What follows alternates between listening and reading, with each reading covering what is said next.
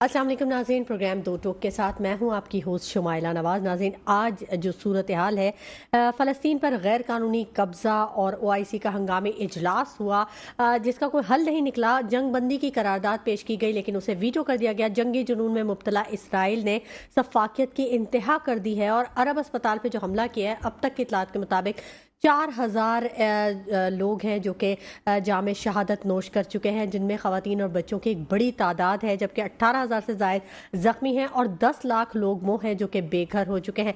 दूसरी जानिब army chief ने बड़ा बयान दिया है। उन्होंने कहा है कि पाकिस्तान फ़लस्तीनी अवाम के साथ सिफारती, अखलाकी और सियासी हिमायत जारी रखेगा। और साथ ही आज का अहम दिन इस हवाले से कि सानिया कारसाज हुआ। 16 साल बीत चुके हैं लेकिन जो उसकी तल्ख यादें हैं उनसे जान नहीं छुड़ाई जा सकती। PTI वफ़द ने सदर मुमलिकत को चेयरमैन PTI का क्या पैगाम पहुंचाया और क्या PTI वाकई सियासी जमातों के साथ मुज़ाकरात करना चाहती है, इस बारे में भी बात करेंगे। हमारे साथ जो गेस्ट मौजूद हैं, मैं उनका तारुफ आपको करवा दूं। अली हुसैन साहब हैं, MWM से, मजलिस वहदतुल मुस्लिमीन से इनका ताल्लुक है। बहुत शुक्रिया अली हुसैन साहब। Thank you very much. Ali Hussain साहब, फ़लस्तीन पर गैर कानूनी कब्जा इंतहाई अफसोसनाक सूरत हाल है। OIC का हंगामी इजलास हुआ लेकिन जो करारदाद थी जंगबंदी की उसको वीटो कर दिया गया। अमेरिका का किरदार भी सामने नजर आया। डुअल पॉलिसी खेल रहा है अमेरिका। एक साइड पे वो इसराइल में इमदाद भिजवा रहा है तो दूसरी जानिब उसने जंगबंदी की करारदाद को वीटो कर दिया। कैसे देखते हैं आप इस सूरत हाल को? औज़ुबिल्लाहिमिनश्शैतानिर्रजीम, बिस्मिल्लाहिर्रहमानिर्रहीम। देखिए, आज अमेरिका ने जो जंगबंदी की करारदाद को वीटो किया है, उससे उसका वो चेहरा बेनकाब हो गया जो कि एक आलमी अमन की कोशिशों के एक अलमबरदार बना करता था अमेरिका, कि मैं आलमी अमन का ख्वाहिशमंद हूँ। आज मजलूमों के उस लहू की बरकत से उसका ये भयानक चेहरा दुनिया के सामने बेनकाब हो गया है। अमेरिका मुस्तकिल इजराइल ज़ायनिस्ट की पुश्तपनाही पर रहा, इन सहीयूनी ताकतों की पुश्तपनाही पर रहा। फ़लस्तीनी मुसलमानों के ऊपर, फ़लस्तीनी अवाम के ऊपर जिस तरीके से बम्बारमेंट इस वक्त की जा रही है और जो वहशियाना और बर्बरियत से भरपूर जंग उनके ऊपर मुसल्लत की गई है, वो बिलाशुबा तारीख का एक स्याह बाब है और आलमी ज़मीर के लिए ये एक तमाचा है कि मासूम बच्चे इस वक्त हस्पतालों पर हमला, 6 माह के 4 माह के शीरख्वार हामला खवातीन, 10 लाख से जायद घर बर्बाद। ये वो जारियत है जो बताती है कि अमेरिका और इजराइल जुनूद इबलीस की वो लश्कर हैं, वो इबलीसी लश्कर है जो कि इंसानियत पर मुसल्लत है और इंसानियत इनकी नज़रों में कोई अहमियत की हामिल नहीं है। इंसानी खून इनके नज़दीक किसी हुर्मत के कोई हुर्मत नहीं रखती। इस वक्त हम शदीद गुस्से में हैं, पाकिस्तानी अवाम बल्कि दुनिया भर के जितने बाज़मीर इंसान हैं उनका खून खोल उठा है ये मनाजिर देख देख के। अब वो वक्त आ गया है जब अमेरिका को और इजराइल को एक शटअप कॉल दी जाए और इनको लगाम डाला जाए, वरना ये दुनिया की अमन के लिए एक मुस्तकिल थ्रेट है। अली हुसैन साहब, मुस्तकिल थ्रेट है, सबके सामने चेहरा बेनकाब हो गया है। क्या मुस्लिम उम्मा जो है वो मुत्तहिद है? लगता तो ऐसा है, सुनते यही आए थे कि फ़लस्तीन एक मकबूजा इलाका है मुसलमानों का जिस पे इसराइल ने कब्जा किया है और तमाम बाकी जो मुस्लिम ममालिक हैं वो आज़ाद है। लेकिन आज की सूरत हाल ये है कि शायद फ़लस्तीन ही आज़ाद है जो कि अपनी आज़ादी के लिए लड़ रहा है, बाकी तमाम जो मुस्लिम ममालिक हैं वो मकबूजा हो चुके हैं।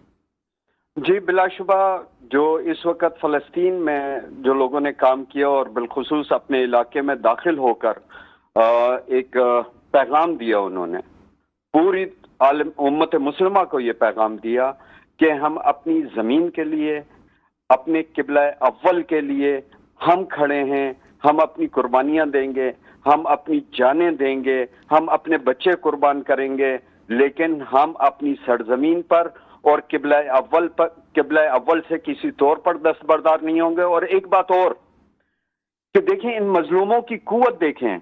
उसने एक जो इजराइल का डिफेंस सिस्टम था, जो कि अमेरिका का फराहम करदा डिफेंस सिस्टम था, اس کو تباہ کر کے امریکی جو تسلط ہے، امریکہ کا جو ایک خوف ہے، امریکہ کا جو ایک ٹیکنالوجی کے اندر برتری کا دعویٰ ہے، اس کے منہ پر ایک تھپڑ مارا ہے اور کہا ہے کہ تمہارا یہ پورا ڈیفنس سسٹم ہم 1000 یا 2000 لوگوں کے سامنے برباد ہے اور ناکام ہے. اور اس وقت امریکہ کودا ہے اپنی کریڈیبلٹی کو بچانے کے لیے، کیونکہ امریکہ خوف بیچتا ہے اور امریکہ نے پوری دنیا میں خوف بیچا، جنگیں بیچی اور اس کے ساتھ اپنے ہتھیار بیچے. آج امریکہ کا وہ بھیانک چہرہ دنیا کے سامنے ہے. اب بھی امت مسلمہ کے جاگنے کا وقت ہے. یہ صرف بیت المقدس کی بات نہیں، قبلہ اول کی بات نہیں، یہ پورے عالم اسلام کی بقا کا مسئلہ ہے جو اس وقت مظلوم فلسطینی وہاں پر لڑ رہے ہیں. پورے عالم اسلام کی بقا کی جنگ لڑ رہے ہیں، پوری انسانیت کی بقا کی جنگ لڑ رہے ہیں، کیونکہ یہ زائنسٹ صہیونی ان کا کسی مذہب اور دین سے کوئی تعلق نہیں ہے.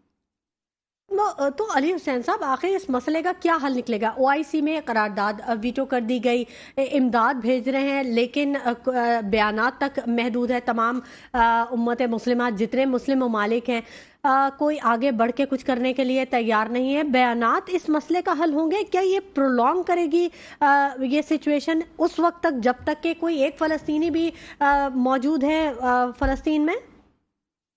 دیکھیں، اس وقت ان مظلوموں کی مزاحمت نے کم از کم امت مسلمہ کو ایک زبان تو دی، کم از کم ایک زبان تو ان کے منہ میں آئی جو امریکہ کے بوٹ پالش کرتے رہتے تھے اور جو اس کے حکم کے بغیر چوں چرا نہیں کیا کرتے تھے.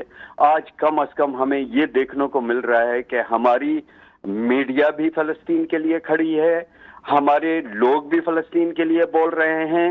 اس وقت جو امریکہ نے ایک سب سے بڑا بیج اور زہر بویا تھا ہمارے اس پاکستان کے اندر، ایک فرقہ واریت کو جنم دیا تھا، آج ان مظلوموں کی استقامت کی وجہ سے تمام امت مسلمہ اور تمام جماعتیں آپ کو ایک پلیٹ فارم پہ نظر آ رہی ہیں.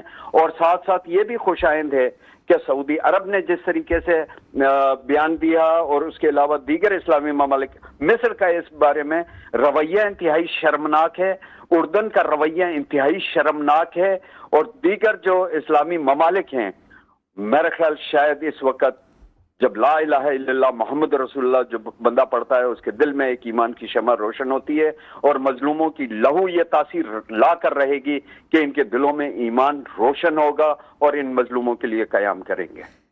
علی حسین صاحب، اگر ہم تھوڑا سا گزشتہ پس منظر دیکھیں اس صورتحال کا، تو ہم دیکھتے ہیں کہ اگر کبھی بھی کسی فرقہ واریت کو ہوا دی جاتی ہے، کوئی گرجا گھر جلایا جاتا ہے، تو فوری طور پہ انسانی حقوق کی تنظیمیں جو ہوتی ہیں وہ میدان عمل میں کود پڑتی ہیں، ان کے بیانات، ان کی تقریریں جو ہوتی ہیں وہ شروع ہو جاتی ہیں، پوری دنیا میں ایک ہنگامے کی لہر ہو جاتی ہے. لیکن آج جب کہ 40,000 شہداء ہو چکے ہیں، 18,000 سے زائد زخمی ہیں، جو کہ ان میں سے بہت سے ایسے ہیں جو شدید زخمی ہیں یا زندگی بھر کے لیے معذور ہیں، جبکہ جو باقی 10 سے 15 لاکھ لوگ ہیں وہ بے گھر ہو چکے ہیں. غزہ ملبے کا ڈھیر بن چکا ہے.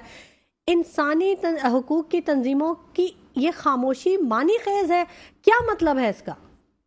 دیکھیں، انسانی حقوق کی جتنی بھی تنظیمیں ہیں وہ ساری فنڈ اور ایڈ کے اوپر چلتی ہیں. آج ان کے بھی چہرے، جب امریکہ کا چہرہ بے نقاب ہوا، اس شیطان بزرگ کا جو ان کا سرپرست اور آقا ہے اس کا چہرہ بے نقاب ہوا، تو یہ انسانی حقوق کی تنظیموں کے چہرے بھی بے نقاب ہو چکے ہیں. اس وقت دنیا بھر میں جو مظاہرے ہو رہے ہیں، صرف پاکستان نہیں، عالم اسلام سے زیادہ بڑے مظاہرے وہاں پر ہو رہے ہیں جہاں پر ان کا تسلط ہے، اور وہاں پر لوگ نکل کے کہہ رہے ہیں کہ ہم اس صہیونیت کے خلاف ہیں، اس ظلم اور بربریت کے خلاف ہیں، ہم زائنسٹ کے خلاف ہیں. یہ زائنسٹ جو پوری دنیا کو اپنے شکنجے میں جکڑنا چاہتا تھا، آج وہ ناکام ہو چکا ہے. اور یہ ناکامی، یہ ہسپتالوں پہ اور معصوم بچوں پہ حملہ، اس کی شکست کا منہ بولتا اعلان ہے.